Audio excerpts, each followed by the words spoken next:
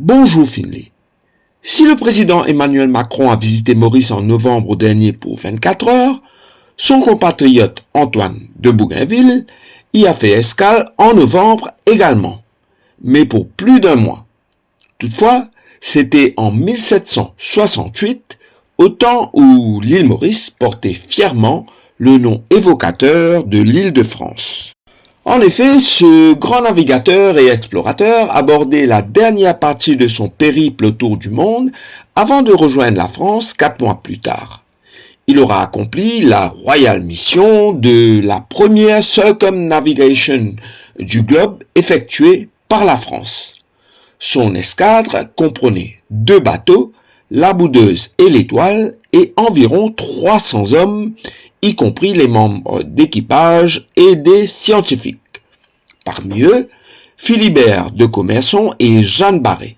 Cette dernière s'était déguisée en homme pour être avec son compagnon Commerson pour la grande aventure en mer. Toutefois, arrivée à Tahiti, elle avait été démasquée par le flair naturel des indigènes, qui s'écrièrent « Vaine, vaine » qui veut dire « femme » dans leur langue, lui faisant ainsi un accueil des plus animés. Animation peut-être pour eux, mais complication pour Antoine de Bougainville et consternation pour Philibert de Commerson et Jeanne Barré. Pourquoi cela? Eh bien parce que les femmes n'avaient pas le droit de faire partie de l'équipage marin à l'époque qui était d'ailleurs sanctionnée par une ordonnance royale stricte qui date du XVIIe siècle.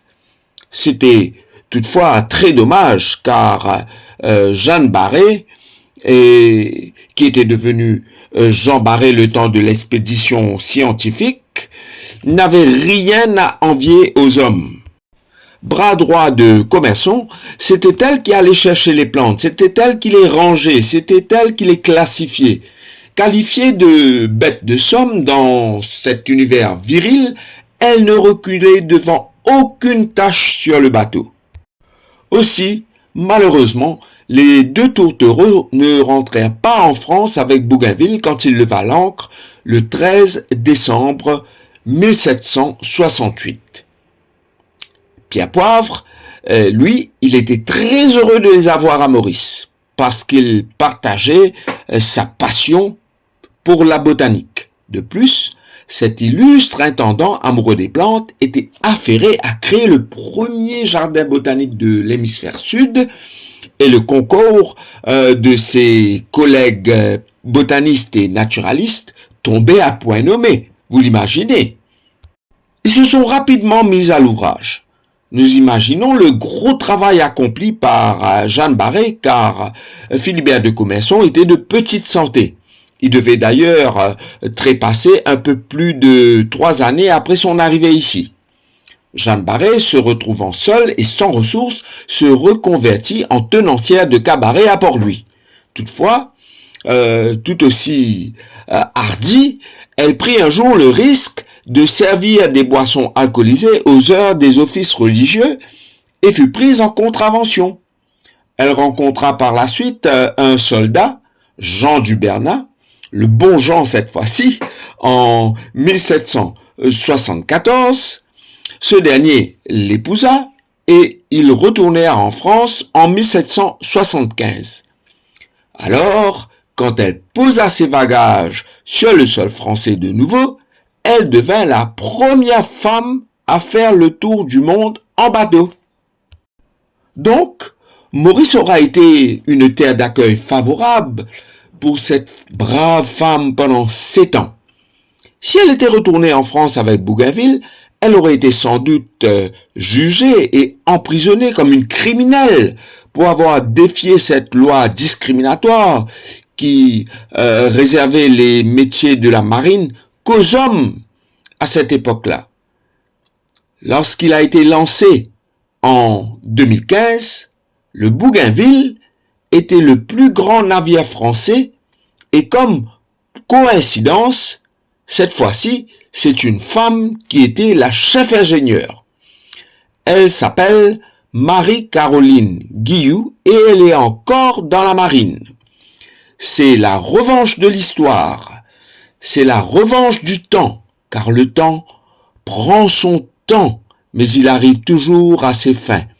Rétablir l'ordre et la justice. Bougainville est ce navigateur magnanime qui a épargné Jeanne Barré et grâce à qui, indirectement, peut-être contre son gré, s'il l'avait su, il l'aurait certainement empêché. Indirectement, c'est grâce à lui qu'une femme a pu faire le tour du monde en bateau. Non comme passager, mais comme un membre d'équipage. Une autre belle revanche, encore une fois, une réparation contre cette ignoble discrimination, c'est quand le premier patrouilleur d'une nouvelle génération de bateaux français qui assure la surveillance du territoire maritime de l'Hexagone avait été lancé en 2021, eh ben, il avait été baptisé le Jeanne Barré. Quel symbolisme!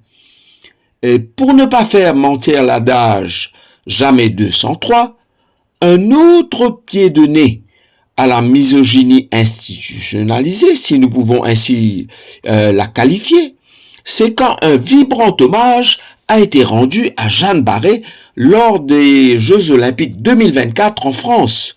La petite Jeanne, la grande exploratrice herboriste et naturaliste, la bête de somme comme on l'appelait, celle qui n'avait rien à envier aux hommes, faisait ainsi un deuxième tour du monde. Vous réalisez?